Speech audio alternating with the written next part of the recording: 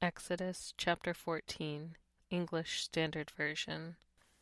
Then the Lord said to Moses, "Tell the people of Israel to turn back and encamp in front of Pi-hahiroth, between Migdol and the sea, in front of Baal-zephon. You shall encamp facing it by the sea. For Pharaoh will say of the people of Israel, 'They are wandering in the land, the wilderness has shut them in.' And I will harden Pharaoh's heart, and he will pursue them, and I will get glory over Pharaoh and all his host. And the Egyptians shall know that I am the Lord." And they did so.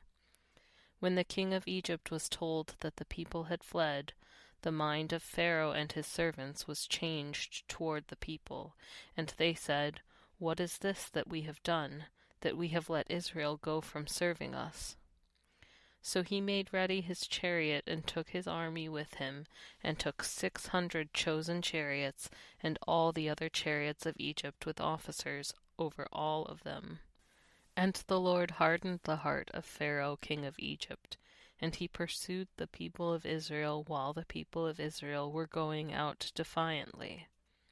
The Egyptians pursued them, all Pharaoh's horses and chariots and his horsemen and his army, and overtook them encamped at the sea by Pi-hahiroth, in front of Baal-zephon.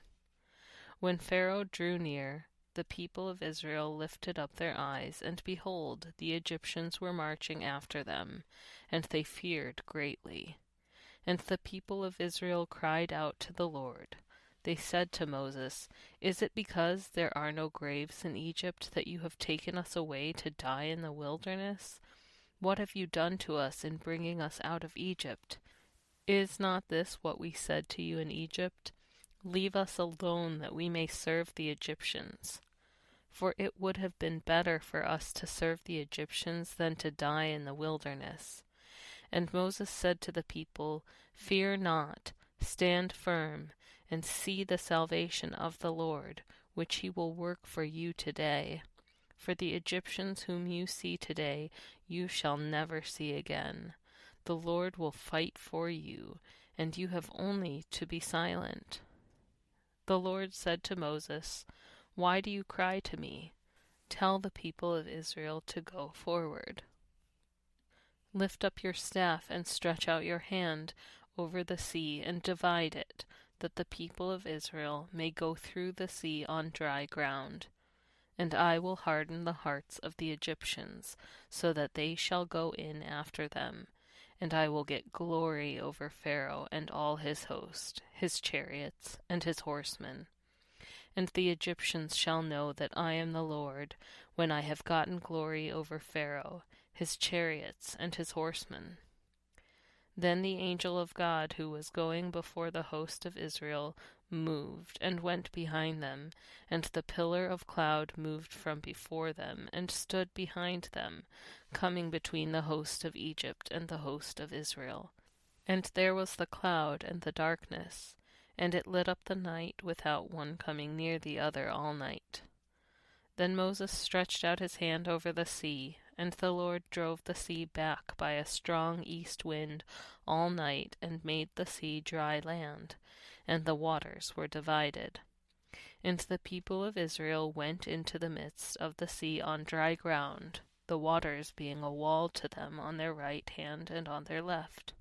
The Egyptians pursued, and went in after them into the midst of the sea, all Pharaoh's horses, his chariots, and his horsemen.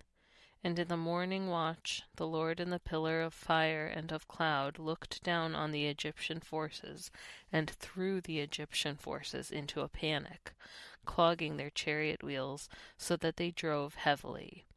And the Egyptians said, "Let us flee from before Israel, for the Lord fights for them against the Egyptians."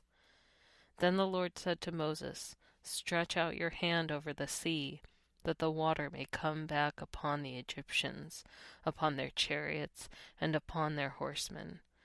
So Moses stretched out his hand over the sea, and the sea returned to its normal course when the morning appeared. And as the Egyptians fled into it, the Lord threw the Egyptians into the midst of the sea.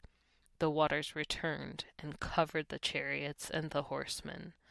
Of all the host of Pharaoh that had followed them into the sea, not one of them remained. But the people of Israel walked on dry ground through the sea, the waters being a wall to them on their right hand and on their left. Thus the Lord saved Israel that day from the hand of the Egyptians, and Israel saw the Egyptians dead on the seashore.